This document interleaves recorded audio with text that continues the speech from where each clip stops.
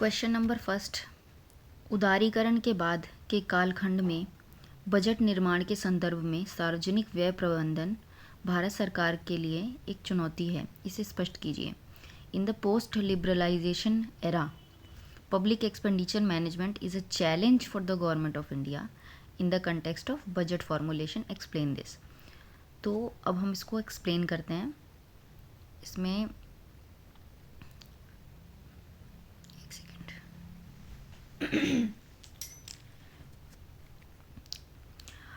देखिए, जो 1991 में जो है एलपीजी हुआ, एलपीजी आया, ठीक है। तो हमारी जो इंडिया की इकोनॉमी है, यानी कि भारत की अर्थव्यवस्था है, वो बहुत ज़्यादा मार्केट ओरिएंटेड बन गई है ना, कॉम्पिटिटिव बन गई और बहुत ज़्यादा वैश्विक बन गई है ना, यानी कि ग्लोबलाइज बन गई। तो ये जो ट्रांसफॉर्मेशन हुआ हमारी इकोनॉमी का, इसने शिफ्ट किया गवर्नमेंट के रोल को, है ना। एक कि सिर्फ एक प्रोड्यूसर, पहले जो गवर्नमेंट का काम था वो सिर्फ एक एज अ डायरेक्ट प्रोड्यूसर था, लेकिन अब वो एक फैसिलिटेटर बन चुका था, ठीक है। और इसकी वजह से जो पब्लिक एक्सपेंडिचर मैनेजमेंट है, यानी कि जो हमारा व्यय प्रबंधन है, वो बहुत ज़्यादा एक जटिल और बहुआयामी जो है चुनौतियों का सामना करना पड़ा, ठीक है। तो इस तरीके से हम क्या करेंगे, अपना इंट्रोडक्शन देंगे। देन अब मुख्य भाग में हम कुछ चीज़ों को फोकस करेंगे, जैसे ऑफ बजट बोरोइंग्स की बात करेंगे पहले, ठीक है। कि देखो, इससे क्या होता है ना कि जो ट्रांसपेरेंसी होती है वो कम होती है। ऑफ बजट बोरोइंग जो होती है उसमें, उसकी वजह से हमारी जो पारदर्शिता होती है ना, उसमें कमी आती है। और जो हमारा रियल फिस्कल डेफिसिट होता है, यानी कि जो वास्तविक राजकोषीय घाटा होता है, वो भी छिप जाता है ना। उदाहरण के लिए जैसे जब हम फूड सब्सिडीज़ के लिए फाइनेंसिंग करते हैं, है ना, एफसीआई के थ्रू, तो इसमें अब जो है थोड़ा थोड़ा रिफॉर्म हुआ है, लेकिन ये एक बहुत बड़ा एग्जाम्पल है ऑफ बजट बोरोइंग में किस तरीके से पारदर्शिता कम होती है, ठीक है। फिर है सार्वजनिक संस्थानों की अपर्याप्त क्षमता और दक्षता, यानी कि इनएडिक्वेट capacity and efficiency of public institutions. तो जो बजट होता है उसका जो एक अच्छा खासा पोर्शन होता है, वो बहुत सारी स्कीम्स को एलोकेट किया जाता है, लेकिन ये ना अनयूटिलाइज या फिर अंडर यूटिलाइज होता है, या तो यूटिलाइज नहीं हो पाता है या तो कम यूटिलाइज हो पाता है। किस वजह से, हमें पता है कि इम्प्लीमेंटेशन पुअर होती है ना, बहुत सारे संरचनात्मक बाधाएं आ जाती हैं, यानी कि स्ट्रक्चरल कॉन्स्टेंट्स आ जाते हैं, ठीक है। तो इस वजह से इसकी जो है दक्षता में, यानी एफिशिएंसी में कमी आती है और लागत में वृद्धि होती है, कॉस्ट बढ़ जाता है, ठीक है। फिर है रेवेन्यू कैपिटल एक्सपेंडिचर इम्बैलेंस। इसमें राजस्व व्यय जो होता है, यानी कि रेवेन्यू एक्सपेंडिचर होता है, ये बढ़ता जाता है, ठीक है। बहुत ज़्यादा अगर जो हमारा रेवेन्यू एक्सपेंडिचर है बहुत ज़्यादा होगा, तो उससे क्या होगा, हमारा रेवेन्यू डेफिसिट होगा, है ना, हमें राजस्व घाटा भी होगा। क्योंकि अगर रेवेन्यू रिसिप्ट कम है और एक्सपेंडिचर ज़्यादा है, तो उससे हमें रेवेन्यू डेफिसिट होगा, तो इससे भी जो गवर्नमेंट होती है इसको नुकसान होता है। फिर ये इससे उत्पादक पूंजीगत व्यय सीमित होता है, मतलब इसकी वजह से हम प्रोडक्टिव कैपिटल एक्सपेंडिचर नहीं कर पाते। और उदाहरण के लिए 7th पे कमीशन और बढ़ता इंटरेस्ट भी, है ना, यानी कि इंटरेस्ट बर्डन। जैसे कि 7th पे कमीशन आया, है ना, उससे क्या हुआ कि जैसे और ज़्यादा सैलरी वगैरह ये सब चीज़ें बढ़ानी है, और साथ ही साथ में ये भी बढ़ रहा है, क्या कहते हैं उसको, बर्डन भी बढ़ रहा है हमारे पास इंटरेस्ट का, ठीक है। तो इस तरीके से रेवेन्यू कैपिटल एक्सपेंडिचर का इम्बैलेंस हो रहा है। फिर हम निजीकरण की बात करेंगे। तो देखिए, एलपीजी जब आता है 1991 में, तो लिबरलाइजेशन के बाद जो है, जो प्राइवेट सेक्टर था उसकी, यानी कि जो निजी क्षेत्र थी, इसकी जो क्षमताएं हैं वो कई गुना बढ़ी, है ना। प्राइवेट सेक्टर की क्षमताएं कई गुना बढ़ी, मतलब it actually private sector have increase many folds, है ना। और वाइल जो पब्लिक सेक्टर था वो अभी भी हमारा जूझ रहा था, है ना, अक्षमताओं से, यानी कि स्ट्रगल कर रहा था with inefficiencies. Therefore there is a demand for disinvestment, इसीलिए जो है डिसइन्वेस्टमेंट की बात की जाती है, यानी विनिवेश की बात की जाती है पब्लिक सेक्टर एंटरप्राइज की, है ना। तो हम ये वाला पॉइंट यहाँ पे मेंशन करेंगे। देन देखिए, impact of global economic shock, यानी कि वैश्विक आर्थिक झटकों का प्रभाव, है ना। तो अब ग्लोबलाइज्ड वर्ल्ड है, तो फिर वर्ल्ड के किसी भी कोने में या कहीं पे भी कोई आर्थिक झटका आएगा तो पूरे वर्ल्ड उससे जो है प्रभावित होगा, है ना। तो यहाँ पे हम 2008 का जो ग्लोबल इकोनॉमिक क्राइसिस हुआ था, रिसेशन, उसको मेंशन करेंगे। और फिर जो है इंटरेस्ट रेट कट्स हो जाते हैं, फेडरल रिजर्व कर देता है। क्रूड ऑयल जो प्राइजेस होते हैं, इसके दामों में जो उतार चढ़ाव देखे जाते हैं। ट्रेड वॉर्स जो होते हैं, है ना, टैरिफ वॉर, जैसे वो अभी यूएस में ट्रम्प की जो पॉलिसीज़ हैं इस तरीके से, तो इनका जो है ना डोमेस्टिक इकोनॉमी पे, यानी कि अर्थव्यवस्था पे, घरेलू अर्थव्यवस्था पर अधिक प्रभाव पड़ता है, ठीक है। क्योंकि जो हमने अभी बोला ना कि जो ग्लोबल इकोनॉमी है वो बहुत ज़्यादा इंटीग्रेटेड हो गई है, एकत्रित हो गई है इस वजह से, तो इसका असर जो है बजट के अनुमानों पर भी पड़ता है। जिस अनुमान से हम बजट बना रहे हैं और जैसा हम परफॉर्म कर रहे हैं उसमें भी डिफरेंस आ जाता है। फिर है डेमोग्राफिक प्रेशर। तो डेमोग्राफिक प्रेशर में युवा आबादी, शहरीकरण, है ना, और युवा आबादी इतनी ज़्यादा है, ठीक है, अर्बनाइजेशन भी बढ़ रहा है, और spending on education, skill and health, इसका प्रेशर होता है गवर्नमेंट के ऊपर, इस पर भी हमें खर्च करना है। अब फॉर एग्जांपल स्किल इंडिया हो गया, है ना, या बहुत जगह पे सेंटर ऑफ एक्सीलेंस हम बनाते हैं, नए नए इंस्टीट्यूट्स खोलते हैं ट्रेनिंग के लिए और स्किलिंग के लिए, तो वहाँ पे भी एक्सपेंडिचर होता है। फिर है इंक्रीमेंटल बजटिंग की समस्या, यानी कि इसमें क्या होता है ना कि जो एनुअल रिव्यू होती है स्कीम्स की, वो बहुत ज़्यादा अनप्लैंड और बहुत ज़्यादा वीक होती है। इनफेक्टिव स्कीम्स कंटिन्यू होती हैं, यानी कि जो भी ऐसी स्कीम्स है जो चलती आ रही हैं वो अच्छे से इम्प्लीमेंट नहीं हो रही, या फिर उनका आउटपुट उतना अच्छा नहीं है, फिर भी वो चलती जा रही है, ठीक है। सुधार प्रयास, अब सुधार प्रयास में क्या क्या किया जा रहा है, जैसे कि हम ज़ीरो बेस्ड बजटिंग की बात करते हैं। फिर है क्लाइमेट एंड ग्रीन स्पेंडिंग। इसमें क्या है कि नए नए एक्सपेंडिचर होते हैं हमारे एनर्जी ट्रांजिशन से रिलेटेड। अब नई नई प्रॉब्लम्स आएंगी, जैसे क्लाइमेट चेंज बढ़ेगा, ग्लोबल वार्मिंग बढ़ेगा, तो उससे रिलेटेड खर्चा भी बढ़ेगा, है ना। तो फिर इसका एग्जांपल आप क्या लिखोगे, जैसे नेशनल ग्रीन हाइड्रोजन मिशन की बात करोगे, है ना, ईवी सब्सिडीज़ की बात करोगे, तो इस तरीके से हम बताएंगे।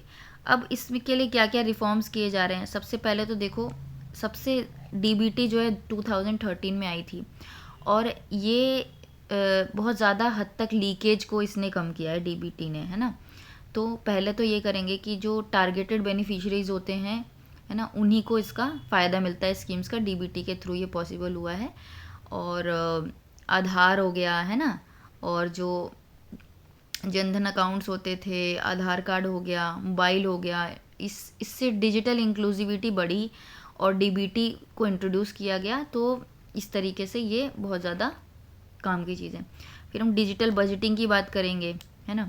फिर हम कैपिटल एक्सपेंडिचर की बात करेंगे, जैसे हमारा रेल हो गया, सड़क हो गया, लॉजिस्टिक्स हो गया, इस पे बहुत कर रहे हैं खर्चा, जैसे गतिशक्ति पोर्टल हो गया, है ना, और फ्रेट कॉरिडोर्स हो गए। फिर सनसेट क्लॉज द्वारा अप्रभावी योजनाओं की समाप्ति, जिनका भी इनफेक्टिव स्कीम्स जो हैं इसको टर्मिनेट कर दिया गया है सनसेट क्लॉज के द्वारा। फिर इतना बताकर थोड़े से सुधारात्मक प्रयास बताने हैं, ठीक है। और वैश्विक आर्थिक झटकों का प्रभाव हमें demographic pressure, incremental budgeting, climate and green spending जो था, और निजीकरण, है ना, रेवेन्यू कैपिटल एक्सपेंडिचर, सार्वजनिक संस्थानों की अपर्याप्त क्षमता और दक्षता, और ऑफ बजट बोरोइंग्स। तो ज़रूरी नहीं है आप सबको सब याद रहेगा, लेकिन एटलीस्ट आप 5 से 6 पॉइंट वहाँ पे लिख पाओ, ठीक है। ये आपका मेन बॉडी था, और इंट्रोडक्शन हमने एलपीजी से कर दिया था। फिर हम इसको कंक्लूड कर देंगे कि देखो, जो एलपीजी रिफॉर्म्स आए थे, उसके बाद जो कंट्री है उसका बहुत सारा फ़ायदा भी हुआ, जैसे कि उसका पर कैपिटा इनकम इंक्रीज़ होता है ना, उसका और स्पेंडिंग गवर्नमेंट की इंक्रीज़ होती है, और इन्वेस्टमेंट की डिमांड बढ़ जाती है, इंफ्रास्ट्रक्चर में भी बहुत ज़्यादा इन्वेस्टमेंट बढ़ता है। लेकिन टैक्स टू जीडीपी रेशियो अभी भी नहीं बढ़ पा रहा है ना। मिडिल इनकम कंट्रीज़ जो हैं, जैसे कि इंडिया भी है और बाकी सब का लो है और इंडिया का बाकी मिडिल इनकम कंट्रीज़ में से भी काफ़ी कम है, तो हम इसको भी मेंशन कर देंगे। और as a result public expenditure जो मैनेजमेंट है ये एक चैलेंज बन जाता है गवर्नमेंट के लिए, ठीक है। फिर हम यहाँ पे बिमल जालान कमेटी की बात करेंगे। बिमल जालान कमेटी ने जो है एक्सपेंडिचर मैनेजमेंट के लिए कुछ स्टेप्स सुझाए थे, जैसे कि आप सब्सिडी जो है ना इसको युक्ति सम्मत बनाओ, है ना, इसको रैशनलाइज करो सब्सिडीज़ को, और फिस्कल पाथ जो है उसको अडहर करो, यानी राजकोषीय मार्ग पर ही चलो, है ना। रणनीतिक विनिवेश यानी कि स्ट्रेटेजिक डिसइन्वेस्टमेंट करो, है ना। और जो है एक पब्लिक फाइनेंस मैनेजमेंट करना बहुत ज़्यादा ज़रूरी है, और सार्वजनिक वित्त प्रबंधन जिसे बोला जाता है, ये जो है भारतीय अर्थव्यवस्था की विकास क्षमता की उजागर करने की कुंजी है। तो इस तरीके से आप कंक्लूड कर दोगे, इस तरीके से आपको कंक्लूड कर देना है, ठीक है। ये इंग्लिश में है, ये हिंदी में, ठीक है। देन हम चलते हैं नेक्स्ट क्वेश्चन की ओर। क्वेश्चन नंबर 2 है कि वित्तीय समावेशन भारत की अर्थव्यवस्था के सबसे महत्वपूर्ण स्तंभों में से एक है। इससे संबंधित चुनौतियों पर चर्चा करते हुए भारत में वित्तीय समावेशन को बढ़ावा देने होता सुझाव दीजिए। इसका मतलब आपसे चुनौती पूछी है और सुझाव पूछा है, वित्तीय समावेशन के बारे में आपको लिखना है। तो यानी कि फाइनेंशियल इंक्लूजन पूछा गया है, ठीक है, इसके चैलेंजेस पूछे गए हैं और सजेशन पूछा है कि इसको कैसे प्रमोट किया जा सकता है।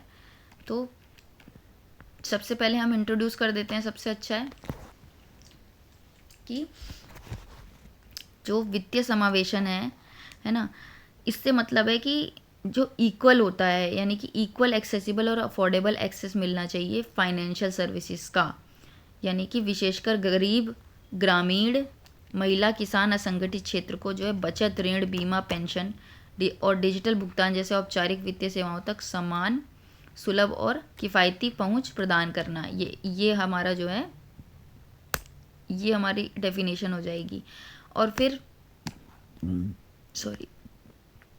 जो है भारत जैसे विविध, विशाल और असमानता प्रधान विकासशील देश में वित्तीय समावेशन जो फाइनेंशियल इंक्लूजन है, ये सिर्फ एक पॉवर्टी एलिवेशन या गरीबी को कम करने का साधन नहीं है, लेकिन साथ ही में ये आर्थिक सशक्तिकरण को बढ़ावा देता है ना। और एक ये जो वित्तीय समावेशन है उसका एक इम्पॉर्टेंट पिलर भी है, यानी कि बहुत एक महत्वपूर्ण स्तंभ भी है। साथ ही साथ सोशल जस्टिस जैसे कि सामाजिक न्याय और सतत आर्थिक विकास को भी ये बढ़ावा देगा, है ना। सतत आर्थिक वृद्धि एवं अनिवार्य स्तंभ भी है, ठीक है। तो इस तरीके से आपको करना है। फिर आप क्या लिखोगे, बॉडी, ठीक है। बॉडी में आप बताओगे कि देखो जो है उदारीकरण जब आया तो एक सेकेंड, तो जब उदारीकरण आता है, इकोनॉमी, हमारी जो इकोनॉमी होती है वो एक्सपैंड होती है, यानी कि जो हमारी अर्थव्यवस्था है उसका विस्तार होता है। और जो डीबीटी है, डायरेक्ट बेनिफिट ट्रांसफ़र है, बेस्ड जो मतलब मॉडल है गवर्नमेंट का, तो इसके थ्रू जो है, यानी कि इसके ज़रिए हम वित्तीय समावेशन जो है लेके आया जाता है। और हर पॉलिसी मेकिंग का, यानी कि जो नीति निर्माण हो रहा है उसके सेंटर में इसको रखा जाता है कि फाइनेंशियल इंक्लूजन होना चाहिए। और बहुत सारे इनिशिएटिव जैसे कि जनधन योजना हो गया, है ना, यूनिफाइड पेमेंट इंटरफेस यूपीआई हो गया, डीबीटी हो गया, फिनटेक हो गए, है ना, तो ये सारी चीज़ें लेके आई गई। बहुत सारे संरचनात्मक चुनौतियां भी हैं, स्ट्रक्चरल चैलेंजेस भी हैं, है ना, जैसे कि इसके एक्सेस से रिलेटेड, यानी कि पहुंच, उपयोग, गुणवत्ता, जैसे अभी हम बोलते हैं कि डिजिटल डिवाइड है, इंटरनेट पेनिट्रेशन रेशियो कम है ना, इंटरनेट फुटप्रिंट कम है। और जम्मू कश्मीर का हम बोलते हैं कि इंटरनेट शटडाउन वगैरह, वो वाला जो पॉइंट है, तो यहाँ पे आप कुछ कुछ करके एग्जांपल भी दे सकते हो, ठीक है। तो उससे आपका आंसर और अच्छा हो जाएगा। फिर आपको लिखना है अब यहाँ पे इम्पोर्टेंस क्या है फाइनेंशियल इंक्लूजन की इंडिया में। तो वही बात है कि गरीबी को कम करना, है ना, फाइनेंशियल इंक्लूजन होने से क्या होगा, पॉवर्टी डिक्रीज करेगी, ठीक है। विकास यानी डेवलपमेंट, तो यहाँ पे आप लिखोगे कि अर्थव्यवस्था को इससे जो है एक गति मिलेगी। और साथ ही साथ में जो औपचारिक बैंकिंग संस्थान है ना, पर्याप्त और पारदर्शी ऋण की उपलब्धता लोगों तक पहुंचेगी तो उनके अंदर एक एंटरप्रेन्योरशिप यानी उद्यमशीलता की भावना को बढ़ावा देगी, जिससे ग्रामीण क्षेत्रों में उत्पादकता और समृद्धि में वृद्धि होगी। तो इस तरीके से आप बताओगे कि पॉवर्टी रिडक्शन, डेवलपमेंट हो गया है ना, सर्विस डिलीवरी में बहुत ज़्यादा काम आएगा। जैसे हम ई गवर्नेंस की बात करेंगे, है ना, हम सब्सिडीज़ की बात करेंगे, हम जो है डायरेक्ट कैश ट्रांसफ़र्स जो होते हैं कि सब डीबीटी के थ्रू जैसे वो पॉसिबल हो पाया है, और साथ ही साथ में जो फंड होते हैं वो टारगेटेड बेनिफिशियरीज़ के पास पहुंच पाते हैं, यानी कि लक्षित लाभार्थियों तक पहुंच सकते हैं। तो ये इम्पॉर्टेंट पॉइंट है। फिर है बैंकों की कार्य कुशलता, तो एफिशिएंसी ऑफ बैंक्स, जो बैंक्स होती हैं ये जो है ऑपरेट करती हैं जो फाइनेंशियल इंक्लूजन सेक्टर में, ये एक्सपीरियंस करती हैं एक उच्च परिचालन दक्षता का अनुभव कर सकती हैं, ठीक है, यानी कि हायर ऑपरेशनल एफिशिएंसी।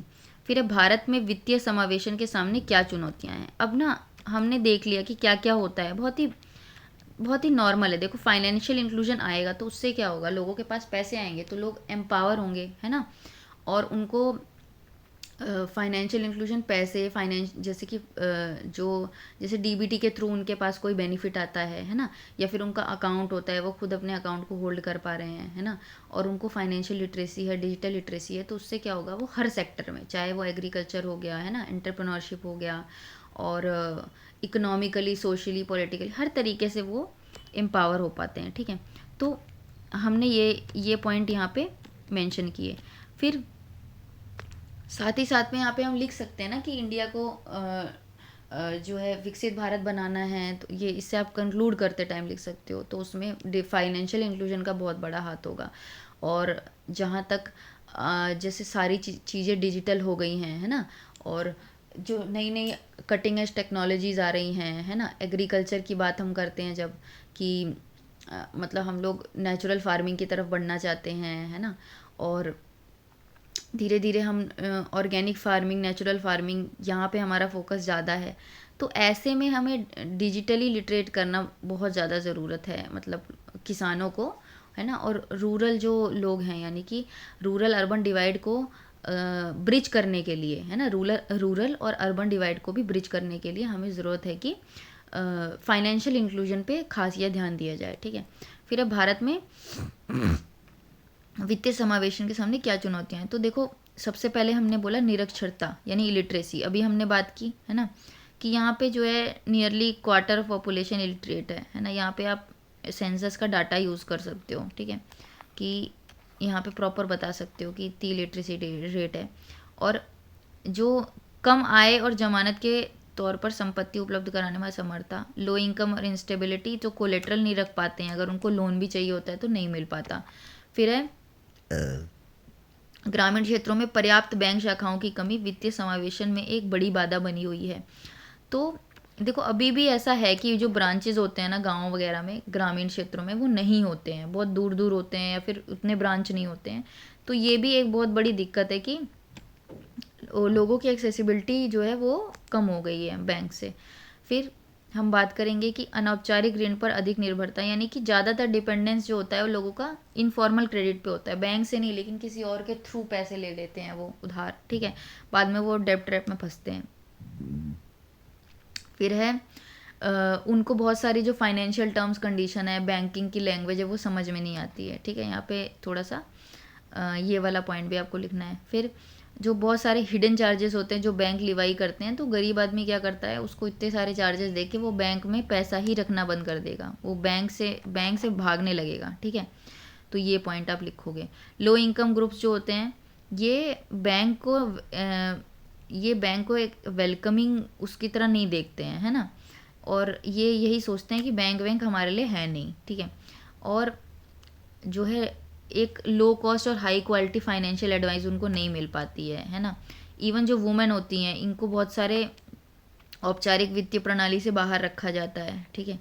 फिर जो दिव्यांग लोग हैं इनको भी बहुत कठिनाई होती है। साथ ही साथ में जो एनपीएस होते हैं बैंक के, due to large corporation make it difficult to improve the state of financial inclusion in India, ठीक है। जो नॉन परफॉर्मिंग एसेट्स होते हैं उसकी वजह से भी ढंग से फाइनेंशियल इंक्लूजन उस लेवल पे नहीं हो पा रहा है जिस लेवल पे होना चाहिए, ठीक है।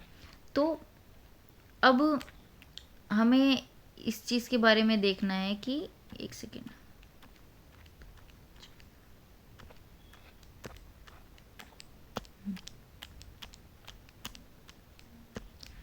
अब हमें ये देखना है कि कौन कौन से सोशल सिक्योरिटी इनिशिएटिव्स लिए गए हैं, जैसे कि पीएम सुरक्षा बीमा योजना है ना, कि देखो इसमें क्या होता है कि एक्सीडेंटल डेथ हो जाती है या फिर डिसेबिलिटी हो जाती है, तो एक ईयर के लिए रिन्यू करा रहे हैं और 18 से 70 साल तक के लिए ये होता है। फिर प्रधानमंत्री जीवन ज्योति योजना, इसमें क्या होता है, जीवन ज्योति में जब डेथ हो जाती है, अगर आपकी एक्सीडेंटल डेथ हो जाती है तो होता है, और ये 18 से 50 साल के लिए होता है, और इसका नवीकरणीय जो है 1 वर्ष का रिन्यूअल है। फिर है अटल पेंशन योजना, इसमें ऑर्गेनाइज्ड जो अनऑर्गेनाइज सेक्टर है उस पर फोकस है। फिर प्रधानमंत्री जनधन योजना, ठीक है, तो इसमें है कि universal access to bank account होगा, और इंडिया के पास इस टाइम 180 अरब खाते हैं, हालांकि इसमें से 48% खातों में पिछले 1 साल से कोई लेन देन नहीं हुआ है। और साथ ही में एक और डाटा था, जहाँ तक मुझे याद आ रहा है कि 56% या मोर देन 55% जो इसमें से अकाउंट्स हैं वो ना वुमेन उसकी अकाउंट होल्डर हैं, वुमेन के नाम पे है, तो यहाँ पे आप ये भी पॉइंट लिख सकते हो। फिर जो बैंकिंग इनिशिएटिव्स हैं जैसे कि आरआरबी, तो आरआरबी क्या क्या कर रही है, जैसे कि नरसिम्हन वर्किंग ग्रुप 1975 में इसने जो है रिकमेंड किया था, मतलब इसकी रिकमेंडेशन पे आरआरबी सेटअप की गई थी रूरल पॉपुलेशन के लिए, तो इसमें फिर हम ये पॉइंट हो जाएगा। फिर हम प्रायोरिटी सेक्टर लैंडिंग की बात करेंगे, जो आरबीआई जो है ये बैंकों को असाइन करता है क्रूशियल रोल पीएसएल का, तो इसमें जो है वेरियस सेक्टर्स में वो कम से कम 10-12 सेक्टर हैं जिसमें वो प्रायोरिटी सेक्टर लैंडिंग दी जाती है, जैसे एग्रीकल्चर हो गया है ना, और एजुकेशन हो गया, इस तरीके से। फिर है बिजनेस कॉरेस्पॉन्डेंस, यानी कि जो आरबीआई है इसने बैंक को अलाउ किया हुआ है to appoint business correspondent facilitator, जो कि पीपल के पास डोर स्टेप्स पे जाके उनकी फाइनेंशियल इंक्लूजन में हेल्प करें, बैंकिंग सर्विसेज में हेल्प करें। फिर है सरल खाते, सिंप्लीफाइड अकाउंट्स, तो इसमें क्या है कि जो बैंक अकाउंट है ना उसको जितना आप सिंपल कर दो, जैसे अब हम देखते हैं कि होता है ना कि 5 मिनट में अकाउंट खोलें, कोटक महिंद्रा बैंक पे saving, zero saving account phone पे ही खुल जाता है, सब कुछ हो जाता है, वो KYC हो जाएगा वीडियो कॉन्फ्रेंस के थ्रू, तो ये सब चीज़ें होती है सिंप्लीफाइड अकाउंट्स, ठीक है। तो ये सब आप एग्जांपल दे सकते हो ना, जो दिन ब दिन के डेली के एग्जांपल्स हैं वो आप मेंशन करो। फिर KYC में छूट, देखो KYC रिलैक्सेशन, तो अगस्त 2005 में KYC के रिक्वायरमेंट जो है वो इंट्रोड्यूस करी गई थी, और इंट्रोडक्शन किया गया था आधार कार्ड का फॉर जो है ओपनिंग एंड बैंक अकाउंट, ठीक है, तो इससे और इजी हो गया था। फिर हम जनधन और मोबाइल की बात करेंगे, जैम ट्रिनिटी की, ठीक है, तो ये तो सबको पता ही है, जनधन आधार मोबाइल लेन देन, ठीक है, तो जैम ट्रिनिटी को मेंशन करो। और भी कई इनिशिएटिव्स हैं, जैसे कि पेमेंट बैंक और स्मॉल फाइनेंस बैंक, यानी भुगतान बैंकों और लघु वित्तीय बैंकों की स्थापना, पीएम मुद्रा योजना, ठीक है, साथ ही साथ में पीएम मुद्रा योजना की बात हो गई। फिर हम फाइनेंशियल लिटरेसी की बात करेंगे, वित्तीय साक्षरता केंद्र चालू किया गया है, ठीक है, at the request of RBI. फिर है NPCI की बात करो, national payment corporation of India की बात करो, ठीक है, सेल्फ हेल्प ग्रुप की बात करो, यानी कि स्वयं सहायता समूह की बात करेंगे, ठीक है, तो यहाँ पे बैंक लिंकेज प्रोग्राम जो है उसकी बात करेंगे, और ये इनिशिएट किया गया था नाबार्ड के थ्रू, ठीक है, नाबार्ड के थ्रू, ताकि डोर स्टेप बैंकिंग फैसिलिटी जो है गरीब लोगों को मिल पाए, जो सेल्फ हेल्प ग्रुप्स होते हैं उनके थ्रू, ठीक है। तो ये आपको कुछ कुछ इनिशिएटिव्स लिखने हैं, फिर आपको कंक्लूड कर देना है, ठीक है। आप कंक्लूड कैसे करोगे कि देखो जो फाइनेंशियल इंक्लूजन होता है यानी वित्तीय समावेशन का कंसेप्ट होता है, it is not merely a welfare initiative, ये सिर्फ एक ना कल्याणकारी पहल नहीं है, लेकिन ये इकोनॉमिक डेमोक्रेटाइजेशन यानी कि आर्थिक लोकतांत्रिकरण का एक बहुत बड़ा माध्यम है। और जो बैंक खाते होते हैं, डिजिटल भुगतान होते हैं, और जो औपचारिक ऋण होता है ना, तो ये इसकी जो है पहुंच है ना, पहुंच ने वंचित वर्गों को न केवल वित्तीय सुरक्षा प्रदान की है, लेकिन उनकी जो उद्यमिता है यानी एंटरप्रेन्योरशिप है की क्वालिटी है, और जो रिस्क टेकिंग एबिलिटी यानी जोखिम प्रबंधन, और आय सृजन यानी कि इनकम जनरेशन में भी बहुत ज़्यादा हेल्प की है।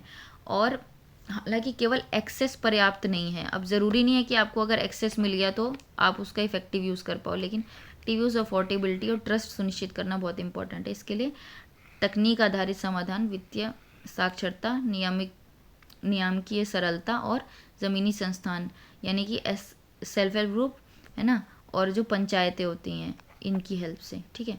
तो इनका एक समन्वय यानी कि इनका कोऑर्डिनेशन बहुत ज़रूरी है। तो इस तरीके से आप इसको कंक्लूड कर दोगे। फिर आपका थर्ड क्वेश्चन है कि इंडिया जो है, इसकी जो जर्नी है, India's journey towards achieving the sustainable development goal is intricately link to demographic dynamics, यानी कि यहाँ पे आपको कहीं ना कहीं जनसांख्यिकी जो आपकी गत्यात्मकता है उससे रिलेटेड क्वेश्चन है। फिर एसडीजी कार्यान्वयन के संदर्भ में भारत की जनसंख्या प्रवृत्तियों द्वारा प्रस्तुत चुनौतियों और अवसर को आलोचनात्मक परीक्षण कीजिए, ठीक है। तो इसमें हमें क्या करना है, आलोचनात्मक परीक्षण करना है, ठीक है। तो इंडियाज जर्नी इंग्लिश में भी देख लेते हैं। India's journey towards achieving SDG is intricately linked to demographic dynamics, critically examine the challenges and opportunity presented by India's population trends in context of SDG, ठीक है। क्रिटिकली एग्जामिन करना है आपको। तो देखो, सबसे पहले हम बताएंगे कि देखो इंडिया जो है अपने पाथ पर चल रही है एसडीजी को रियलाइज़ करने के लिए, और कंट्री की जो वास्ट पॉपुलेशन है ना, ये प्रेजेंट करती है सिग्निफिकेंट चैलेंजेस भी प्रेजेंट करती है, ठीक है।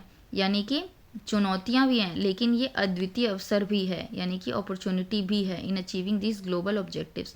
Managing and leveraging this demographic dynamics is crucial for India's progress towards sustainable development. अगर हम इस अपने डेमोग्राफिक डायनेमिक को मैनेज कर ले जाते हैं ना भारत, तो जो हमारा देश है उसमें सतत विकास बहुत तेज़ी से हो सकता है ना, और ह्यूमन रिसोर्स डेवलपमेंट बहुत तेज़ी से हो सकता है। हम इकोनॉमिकली भी बहुत ज़्यादा डेवलप हो सकते हैं।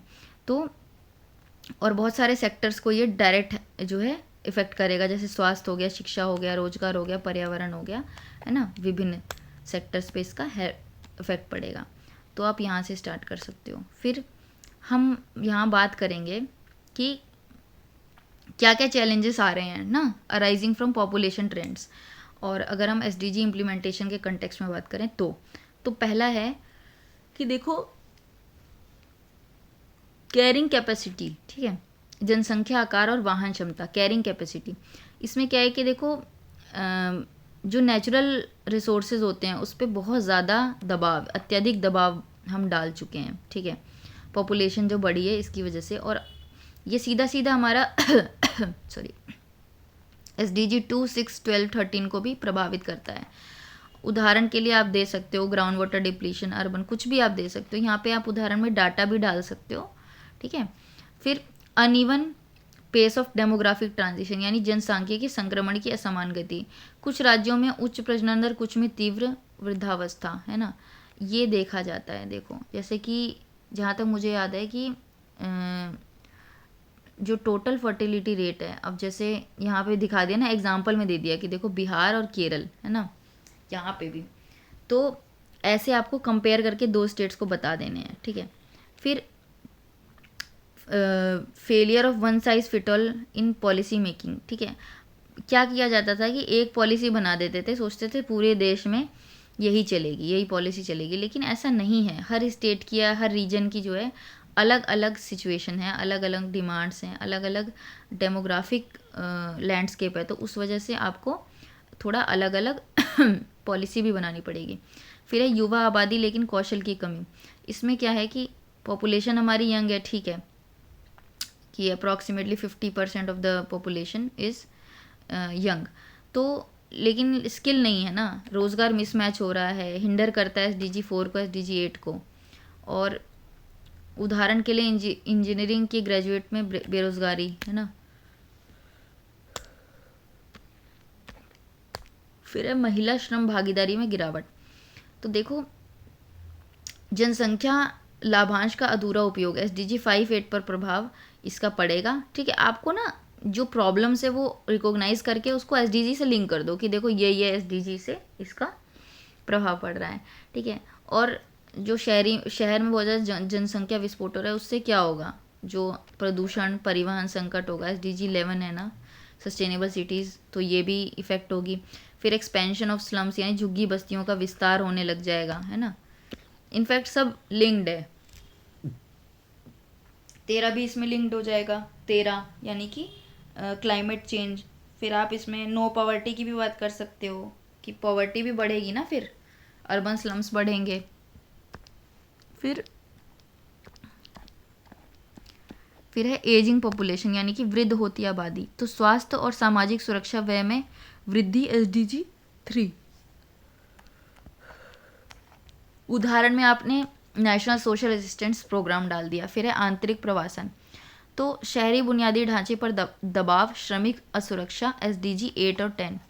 उदाहरण कोविड-19 के दौरान प्रवासी संकट। देखो इसमें यही हुआ है, आपको कोई 5 पॉइंट उठाने हैं और सबको SDG से लिंक कर देना है, ठीक है। फिर आप इसकी अपॉर्चुनिटीज़ के बारे में बात करोगे। देखो मैं ना थोड़ा स्लो बोलती हूँ, तो इसलिए आप ना जब देखो वीडियो तो आप कोशिश करो 1.25 या 1.5 पे ही देखो, ताकि आपका भी टाइम बचे। फिर है जनसांख्यिकी लाभांश, एक बड़ी कामकाजी आयु वाली आबादी उचित शिक्षा और प्रशिक्षण के साथ, ठीक है, और जो इकोनॉमिक ग्रोथ है इसको भी बूस्ट कर सकता है। जो डेमोग्राफिक डिविडेंड है ना, हमारी जो उत्पादकता यानी प्रोडक्टिविटी है ना, नवाचार यानी इनोवेशन। और एग्जाम्पल के लिए इंडिया का जो IT सेक्टर है वो स्किल्ड वर्कफोर्स से बहुत ज़्यादा जो है सिग्निफिकेंटली इम्पैक्ट हुआ है। फिर लैंगिक समानता, यहाँ पे आप बेंगलोर की बात कर सकते हो, IT हब है ना, और हब फॉर स्किल्ड वर्कफोर्स है ना, तो वहाँ पे आप लिख सकते हो। फिर है लैंगिक समानता की बात करेंगे कि देखो एम्पावरिंग वुमेन जो है, ये इसकी वजह से इंक्लूसिव एंड इक्विटेबल डेवलपमेंट होगा, और इससे मैटरनल और चाइल्ड हेल्थ आउटकम्स भी बढ़ेंगे, यानी कि शिशु स्वास्थ्य परिणामों में उल्लेखनीय सुधार होता है। उदाहरण के लिए बेटी बचाओ बेटी पढ़ाओ पहल की बात करो, है ना, तो जेंडर इक्वालिटी की बात करी। साथ ही साथ में देखो अब बहुत बेसिक चीज़ें कि टेक्नोलॉजिकल एडवांसमेंट्स होंगी, सतत शहरी विकास होगा, नवीकरणीय ऊर्जा पे ध्यान दिया जाएगा, कृषि नवाचार पे ध्यान दिया जाएगा, है ना।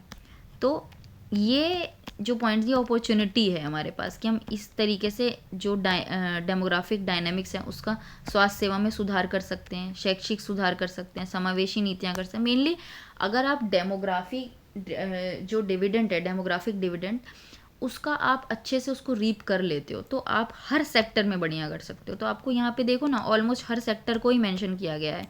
समावेशी नीतियाँ, शैक्षिक सुधार, स्वास्थ्य सेवा में सुधार, है ना।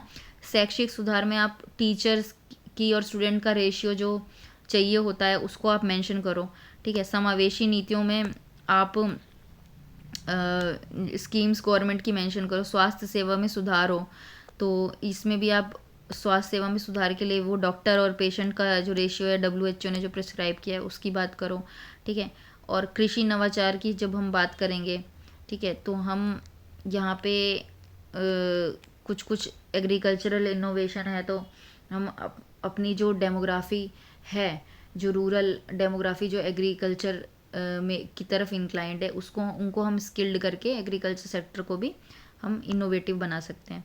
और रिन्यूएबल एनर्जी की बात करेंगे, है ना, सस्टेनेबल डेवलपमेंट की बात करेंगे, तो इस तरीके से आपको ये पॉइंट्स लिखने हैं और उसको थोड़ा सा ना फ्लो चार्ट के तौर पे बनाओ। जैसे कई बच्चे हैं जो आंसर लिख रहे हैं लेकिन उनका जो आंसर लिखने का तरीका है वो लिख बहुत अच्छा रहे हैं, कंटेंट उनका बहुत अच्छा है कि even I see the copy and I think कि they have written a beautiful answer, but their representation skill is not up to the mark.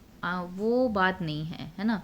मतलब एक रिप्रेजेंटेशन आपकी अच्छी होगी ना तो आप कम भी लिखोगे, अगर आप थोड़ा कम लिखो, है ना, बट आप जो आंसर है उसको कोशिश करो कि रिप्रेजेंट अच्छे से करो, है ना। आपके पास 5 ही पॉइंट होंगे, रिप्रेजेंटेशन अच्छी होगी, और आप 8 पॉइंट लिख रहे हो लेकिन आप ऐसे लिख रहे हो जैसे मैं कोई बुक पढ़ रही हूँ, तो दोनों में बहुत डिफरेंस है, ठीक है। तो उसकी आप कोशिश करो, ठीक है। फिर कंक्लूजन देखते हैं कि देखो भारत की जो जनसंख्या है ना तो स्वाभाविक रूप से वरदान है और ना ही अपरिहार्य बोझ है, ठीक है। हमें बताना है कि जो पॉपुलेशन है ये ना तो ब्लेसिंग है ना ये बर्डन है, ठीक है, लेकिन ये पॉलिसी डिपेंडेंट है पूरी तरह से। और SDG की जो सक्सेस है ये डिपेंड करती है कि कैसे जो है हम जनसांख्यिकी की गत्यात्मकता यानी डेमोग्राफिक डायनेमिक्स को हम मानव पूंजी में बदलते हैं। समावेशी शहरीकरण और क्षेत्र विशिष्ट नीति हस्तक्षेप में कितनी प्रभावी रूप से रूपांतरित करता है, ठीक है। और इसी तरीके से हमें फिर इंडिया जो है इसको ग्लोबल मॉडल बनाना है एसडीजी के लिए, ये सब लिखेंगे। इसमें आप ना एसडीजी रिपोर्ट भी लिख सकते हो, अभी रिसेंटली जो आई जिसमें इंडिया की 109 रैंक थी, ठीक है, इसकी बात भी कर सकते हो। तो इस तरीके से आप एंड कर सकते हो, ठीक है। तो ये आपका क्वेश्चन हो गया। फिर हम देखते हैं नेक्स्ट क्वेश्चन क्या है। Direct benefit transfer scheme is a good step towards improving the government distribution system, discuss. तो प्रत्यक्ष लाभ जो अंतरण योजना सरकारी वितरण प्रणाली में सुधार की दिशा में एक अच्छा कदम है, इसकी चर्चा करनी है, ठीक है, कि कैसे है। तो जो डीबीटी है ना, कि ये इनिशिएटिव गवर्नमेंट ऑफ इंडिया ने लिया था ताकि वो गवर्नमेंट का डिस्ट्रीब्यूशन सिस्टम यानी कि वितरण प्रणाली में सुधार लाने के लिए। तो इसके तहत क्या था, जो सब्सिडी थी और जो लाभ सीधे पात्र लाभार्थियों के बैंक खाते में जाते थे, ये इसमें सुधार हुआ है। इस प्रणाली का लक्ष्य पारदर्शिता बढ़ाना यानी ट्रांसपेरेंसी बढ़ती है, भ्रष्टाचार कम होगा और कल्याणकारी कार्यक्रम यानी कि वेलफेयर प्रोग्राम्स के एफिशिएंसी में भी सुधार होगा। और जो डीबीटी योजना है ये एक प्रोग्रेसिव स्टेप है ना, और साथ ही साथ में कुछ चैलेंजेस भी ये फेस करती है, कुछ लिमिटेशंस भी इसकी हैं। जैसे कि अब हम बॉडी पे आते हैं, तो बॉडी में हम सबसे पहले बेनिफिट बात करते हैं। तो देखो डीबीटी के क्या लाभ होंगे। पहली चीज़ पॉलिसी फ्लेक्सिबिलिटी होगी, यानी कि जो सरकार होता है वो ईजिली स्विच कर पाएगी from in kind to cash transfer और वाइसा वर्सा, है ना। और उसका एग्जाम्पल में क्या होगा, कैश वर्सेस काइंड पर नीति प्रयोग। फिर सब्सिडी का युक्तिकरण यानी सब्सिडी रैशनलाइजेशन की बात की जाएगी। तो यहाँ पे हम क्या करेंगे, जो अनप्रोडक्टिव सब्सिडीज़ हैं जहाँ हमें लगता है कटौती की जानी चाहिए वहाँ कटौती की जाएगी, है ना, टारगेटेड असिस्टेंट दिया जाएगा। एग्जाम्पल एलपीजी जो सब्सिडीज़ हैं वो सिर्फ एलिजिबल फैमिली को ही मिल रही हैं, है ना, सबको तो नहीं मिल रही हैं, ठीक है। तो ये एक अच्छी रैशनलाइज की गई इसको। फिर महिला सशक्तिकरण की बात करते हैं, तो पीएम उज्ज्वला जनधन महिला खातों की बहुलता अभी हमने बात की थी, जनधन में करीब 56% या 55% जो है ये महिलाओं का खाता है, महिलाओं के नाम पे। तो ये पॉइंट यहाँ पे आ गया। फिर हम आपदा व संकट में कैसे त्वरित जो है कर सकते हैं। देखिए आपातकाल में तुरंत नगद सहायता संभव जो है किया जा, जैसे उदाहरण कोविड-19 के दौरान प्रधानमंत्री गरीब कल्याण योजना के तहत डीबीटी, है ना। फिर वित्तीय समावेशन को गहराई है को गहराई दी जाएगी, ठीक है। खाते सिर्फ खुले नहीं रहते, एक्टिव होते हैं। बीमा पेंशन क्रेडिट से जुड़ा उदाहरण जनधन, है ना। तो ऐसे आपको पॉइंट्स लिखने हैं, ठीक है। फिर प्रशासनिक लागत में कमी आएगा, यानी एडमिनिस्ट्रेटिव कॉस्ट कम होगा। संघीय शासन में सुधार आएगा, यानी कि फेडरल गवर्नेंस में इम्प्रूवमेंट होगी, ठीक है। बिहेवियरल इम्पैक्ट भी बदलेगा और ट्रांसपेरेंसी बढ़ेगी। मेन चीज़ है ट्रांसपेरेंसी और पब्लिक ट्रस्ट, ये बढ़ना चाहिए, ठीक है। इस तरीके से आपको ये पॉइंट लिखने हैं। लेकिन कुछ उसकी लिमिटेशंस भी थी, जैसे हमने देखा। तो लिमिटेशंस क्या थी, पहला था डिजिटल डिवाइड। हम बोल रहे हैं ना कि जो रूरल अर्बन है ना, तो इसकी वजह से एक डिजिटल डिवाइड रहता है हमेशा। डिजिटल एक्सेस लोगों के पास कम होता है, इंटरनेट पेनिट्रेशन कम होता है ना। तो इसकी बात करनी है। बैंकिंग अवसंरचना, इसमें हम बात करेंगे कि देखो जो बैंकिंग इंफ्रास्ट्रक्चर है वो इतना ज़्यादा स्ट्रेंथन नहीं है इस टाइम पे, तो इसको मतलब लाभार्थियों को धन तक पहुंचाने में कठिनाई पैदा होती है। फिर पहचान और लक्ष्यीकरण करना, यानी आइडेंटिफिकेशन और टारगेटिंग करना अपने आप में एक बहुत बड़ा टास्क होता है, कि क्योंकि जो योग्य बेनिफिशरीज होते हैं यानी कि एलिजिबल, उनमें पहचानों में त्रुटियां या उन्हें योजना से बाहर कर देना योजना की प्रभावशीलता को कम कर देता है, ठीक है। फिर है प्रशासनिक क्षमता यानी एडमिनिस्ट्रेटिव कैपेसिटी। इसमें क्या है कि लिमिटेड एडमिनिस्ट्रेटिव कैपेसिटी जो है इसकी वजह से डिले हो जाता है प्रसंस्करण में, वितरण में, निवारण में, ठीक है।